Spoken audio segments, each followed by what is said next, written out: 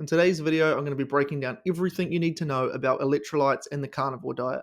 And if you stick around to the end, I'll give you my step-by-step guide so that you never get a cramp again. If you don't know who I am, my name is Max German. I'm an online fitness coach who's helped hundreds of people lose weight with the carnivore diet. So what are electrolytes? By definition, electrolytes are minerals that have an electric charge. Now there are quite a few different electrolytes. Thankfully, however, we can get all of these in meat. For most people, you'll never even run into electrolyte problems on carnivore. However, there are four main electrolytes that some people have issues with. All the others seem to regulate themselves, and I've never heard of anyone having issues with any of them. So why do we even need electrolytes? Well, there are a lot of reasons, but I want to keep this video short and to the point. So in summary, electrolytes are essential to regulate the amount of water our body holds onto and to make us not feel terrible.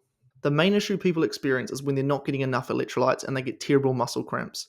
When I first started the carnivore diet, I experienced this. I remember one night I was lying peacefully in bed, having a nice sleep, and I woke up to what felt like a shark biting my leg. Now I no longer get these because of what I'm about to explain in this video. However, if you're not careful, it can be seriously unpleasant. Now the key reason people run into electrolyte issues on the carnivore diet is because the carnivore diet is a low carbohydrate diet.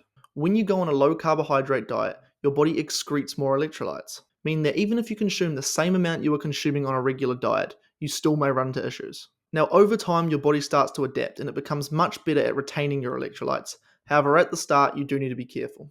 The most essential thing for avoiding electrolyte problems is to consume enough salt. Salt is a combination of sodium and chloride, two of the essential electrolytes we talked about earlier. Now, the vast majority of electrolyte problems on the carnivore diet can simply be resolved by adding more salt to your meals.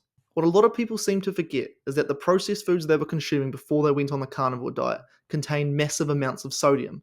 So they go on carnivore and they add the same amount of salt to their steaks that they usually would. So your body's used to getting all the salt from the processed foods, and now it's only getting that small amount you put on your steak. So not only are you having a lot less salt, but because you're in this low carbohydrate state, your body's not as effective at retaining it as well. So how much salt should you be having? Well, whatever tastes good to you. Our bodies are incredibly sophisticated machines, and if our body needs a lot of something, it will make sure that it tastes good. What most people, including myself, find is that when you go on the carnivore diet, you want a lot of salt on your steaks. Seriously, at the start I was putting an absurd amount on. My friends were concerned for my health. However, over time, as your body gets better and better at retaining the salt and gets better adapted to this low carbohydrate state, you start to need a lot less. And so what ends up happening is that over time, less and less salt tastes good to you. Like if I had a steak right now with the amount of salt that I had in my first week of carnivore, it would taste terrible. And if I had a steak in my first week of carnivore with the amount of salt I put on now, it would taste like there's no salt on it. So listen to your taste buds. Remember, there are a number of reasons as to why you need more salt now, and over time you'll notice that you're having less and less. Another thing you need to be careful of is what salt you buy. Often you'll go to the supermarket and you'll see salt packaged as something like table salt or something along the lines of that, and you would assume that table salt would mean salt. However, they often have things like anti-caking agents in there, so make sure that the salt you choose is 100% salt and doesn't have some other garbage in there. Now, a lot of people are scared to have salt because they think it's bad for you. However, all the studies that show salt is bad for you have something known as healthy user bias. So essentially what happens is they compare two groups of people that eat a lot of salt and people that don't have a lot of salt. However, guess what? The people who do eat a lot of salt, guess where they're getting that salt from? Do you reckon they're putting a lot more salt on their vegetables? Or do you reckon they're getting their salt from things like fast food, all that hyper-processed garbage in the store, which, as we talked about earlier, has a lot of salt? So then they compare these two groups, the ultra-processed high-sodium group and the much less processed food, lower sodium group. And have a guess what happens? Wow, who would have thought that people on less salt are healthier? So you tell me, is it the salt that's the problem, or is it the fact that they're eating less of that ultra-processed chemical garbage? For the vast majority of people, all you need to do is salt your meat to taste and you'll be completely fine regarding electrolytes. Now, the other two electrolytes that you might need to think about are magnesium and potassium.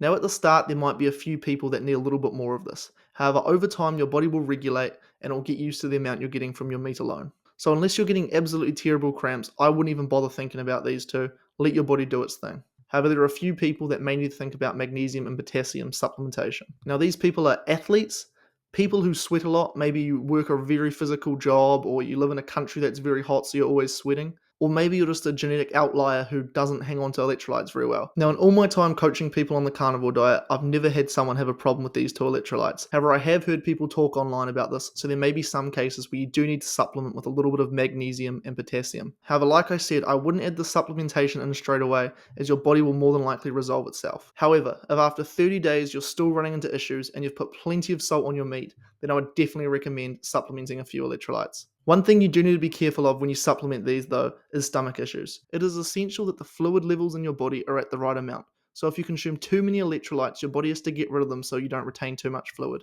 And because your body wants to get rid of all these excess electrolytes, it can cause serious stomach issues in the form of diarrhea. I had a client who did this. A month or two into carnivore, he started telling me that he was getting diarrhea. We went through the typical reasons why this might be. Maybe a massive increase in the amount of coffee someone's drinking. Maybe a massive increase in the amount of fat someone's eating. And I couldn't quite work out why, until he told me that he was supplementing with magnesium potassium because he was sweating a lot. And by the sounds of it, his stomach really went through it. So if you are going to supplement some magnesium and potassium, be careful with how much you have. So how do you never ever get a cramp on carnivore again? Very simple. Like I said, add enough salt till it tastes good. And then give your body 30 days to get used to the low carbohydrate state and the changes it's going through. Now, in these 30 days, if you're having lots of salt and you're still getting cramps, which is very unlikely for most people, then you might want to add a little bit of magnesium and potassium, but slowly start tapering it down as time goes on. However, if these cramps are only minor, I would just let your body do its thing naturally without any supplementation at all. Now, if after 30 days, you may just be one of those outliers I talked about earlier, and so start supplementing a little bit of magnesium and a little bit of potassium, and like I said, just slowly start to taper it down till you get to a point where you don't need it. So yeah, that's all you need to know about electrolytes. If you have any other questions, leave them down below so I can get back to you. If you enjoyed this video and you want to see more of my content, consider subscribing. It's completely free and it means you'll see more videos like this. I hope you guys enjoyed and I'll see you next time.